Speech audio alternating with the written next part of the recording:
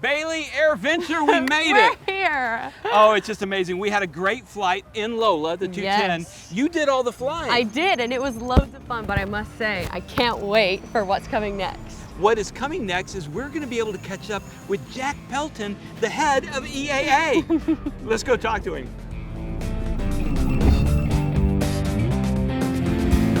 So we're here at Osh, obviously the biggest event in general aviation. About how many planes and spectators are you guys expecting to see this year? Well, right now we're looking at about 677,000 people to be exact, so it's going to be a killer year. Airplanes probably around 15,000.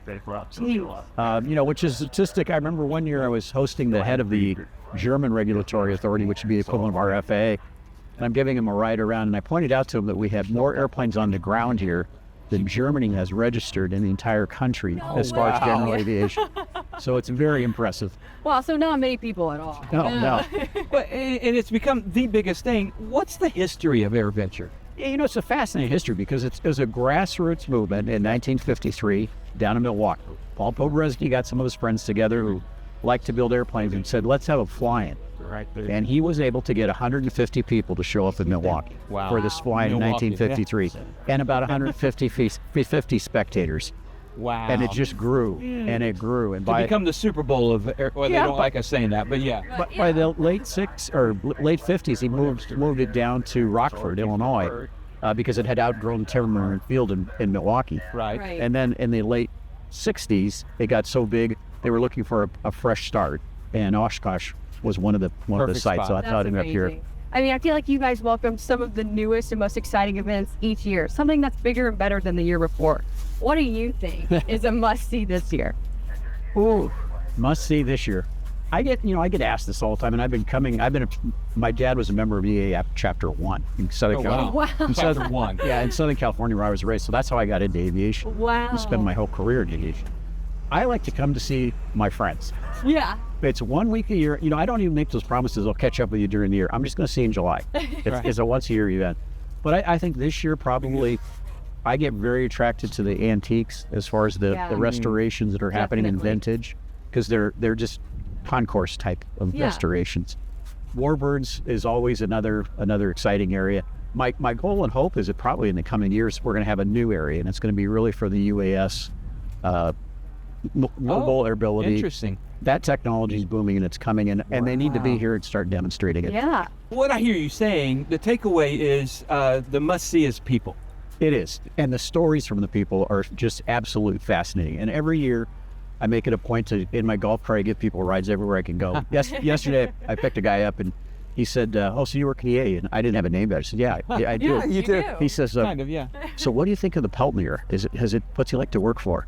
I said, he's absolutely fantastic. And he said, does he know that? I said, yeah, I am it. That's awesome.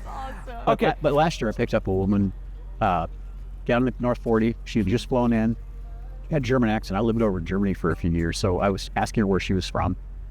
She just had flown over from Germany in Harmony on her own, had made no plans with nobody. The northern route? Yeah. Wow. Yeah. And she's back this year. Oh, wow. That is awesome. And we thought we made a hike from Texas. Yeah, exactly. Okay, so you talked about your must-sees. One of my must-sees is the night show. Okay. And I have to tell you, I did go to another air show out there, then they were incorporating drones and stuff.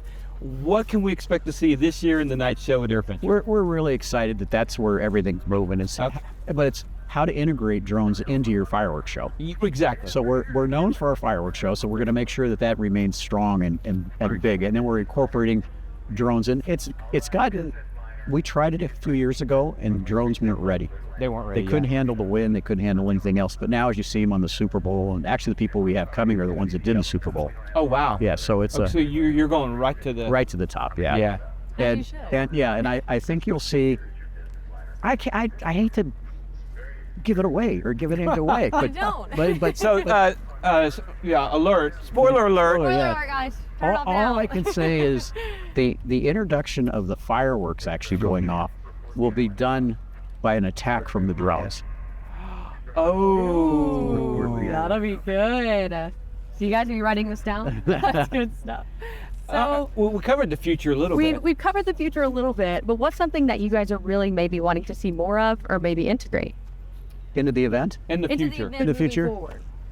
We certainly want to grow our what we call our fun fly zone down in the south end, which has got the STOL airplanes and the ultralights and all that. We want to expand that. So we purchased some land in the area, and we're trying to grow that and make it also a place where people can come year round, camp, fly into the grass strip, that kind of stuff. So that's a big part of it, because it's gotten a lot more. If you go down there, any of the evenings that they're doing, it's getting more and more crowded every night. Oh, for sure. So that's that. Kind of on that note, I wanted to ask you about some of the biggest challenges you guys are having to face, especially hosting an event of this size. The things that keep you awake at night. Starts with volunteers. Oh, this event does not happen. We have 5,000 volunteers. And I don't think people, we hear that 5,000 volunteers. Okay, so they show up and take tickets or do stuff like, no, they come in literally months ahead of time. Wow. And camp. And they do the painting, the restoring of the facilities, the mowing, everything it takes to set this place up. Wow. We have 865 exhibits. Goodness. That come out of the ground and go away the week after. Right. And we have harsh winters too, so it takes a toll on stuff. So those volunteers are really critical to us. Absolutely. You couldn't buy that kind of help. Right. So that's important. I think also just we've grown so much in the last, from 23 forward, we have every year set a record on attendance. Last year being the biggest, and we keep hearing this year could be even bigger. Right. So it's how to accommodate and facilitate that, because you want them to have a good experience, which means you got to have enough of the portalets. You've got to have food venues without long lines. You've got to have lots of water, and you've got to have more shade, those kinds of things. Right. It seems to be the little things, people don't really think about. All these things that I have never in my entire life thought about, worried about, or knew anything about in my career. So it's a lot different. They're keeping you awake at night. Exactly. Well, you're talking about the grounds. I've heard that there's been some, you've done some renewing and some innovation on the grounds as far as like drainage and things like that. Is that true? It is. A couple of years ago, I ran across a friend of mine who, I love to fly my tail draggers, but I love grass airports. And he was telling me about this product that they put on his grass field, and it's called Perfo.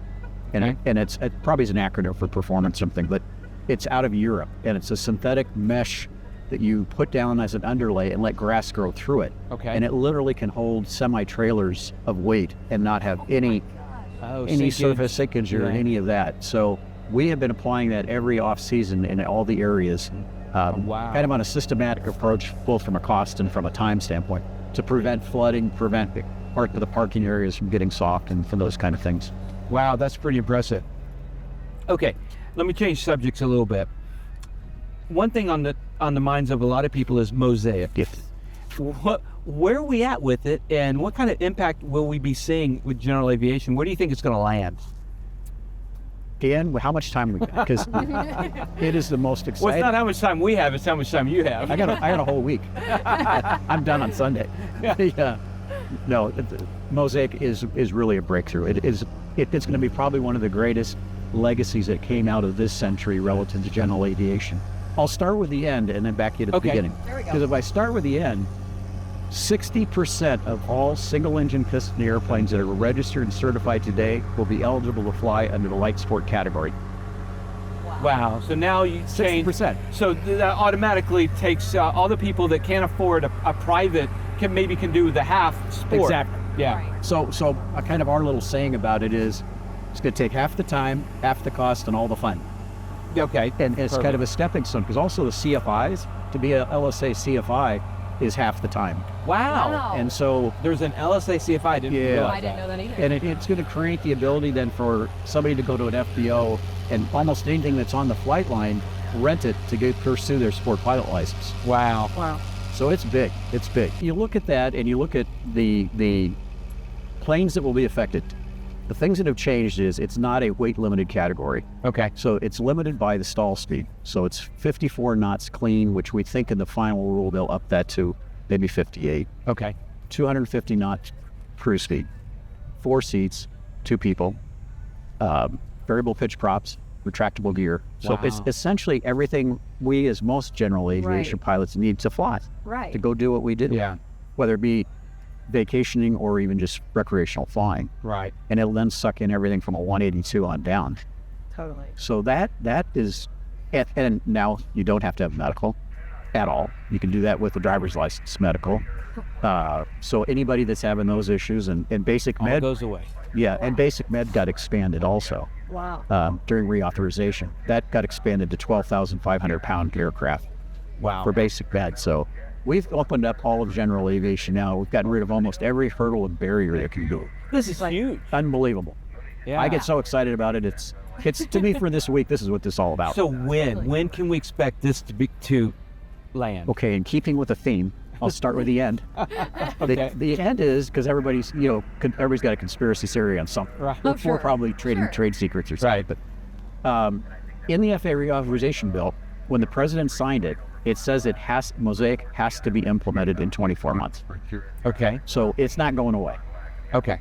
It's legally, it's been legislated. It's going to happen. It's going to happen. We believe that it will happen right after the first of the year. Okay. They wanted to do it this year at the end. Matter of fact, the administrator's goal was to do it here at Airventure. Yeah, I was about to say, aren't you going to do a press conference announcing Mosaic is We in should place? have. We should be. What stalled that up is the number of comments they got back was over 1,200 comments, and they have to disposition every comment before they can put it into the final. Oh, rule. wow. So they're doing that, and then there's this other thing called the election, which I didn't know anything about this in the government. Is there something going on, please? I had guess. no idea. I don't have my radio on other than for the shower channel. Oh boy, are you going to be in for a surprise of recently then? Yeah.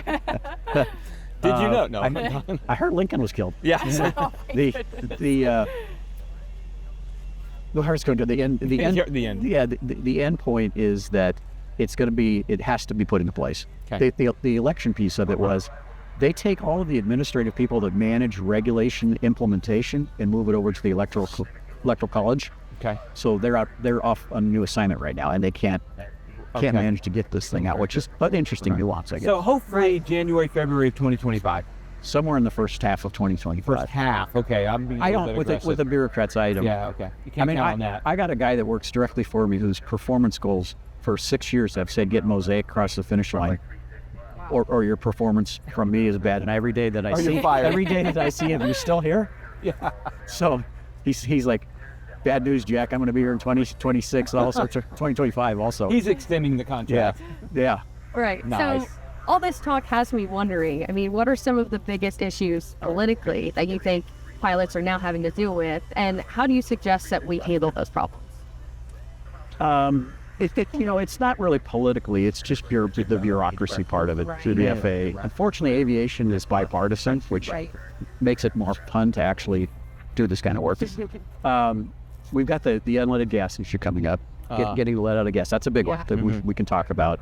And then it's just constantly making sure things like medical reform at the FAA, that we're constantly on top of that and preventing some of the harsh cases of somebody that, has to get a medical process that just is onerous and can't be accomplished. Right. Some of the violation stuff, we have to stay on top of that. So it's really just staying on top of the regulators to make sure that they're holding to what they said they were going to. Right. And you'd be amazed how much time it actually takes. Oh, no doubt. So then how do you expect, like just on a daily basis or leisurely, how do pilots actually do that? Well, using our associations, that's what we're here to help. Okay. So we have our advocacy department, and we're out here to be advocates for you. We've got committees. We've got a committee full of doctors who are aviation AMEs. Right. And they work issues for our members. We have a legal counsel who help with the legal issues for members. So reaching out to you guys. we can do it all for them. Yeah.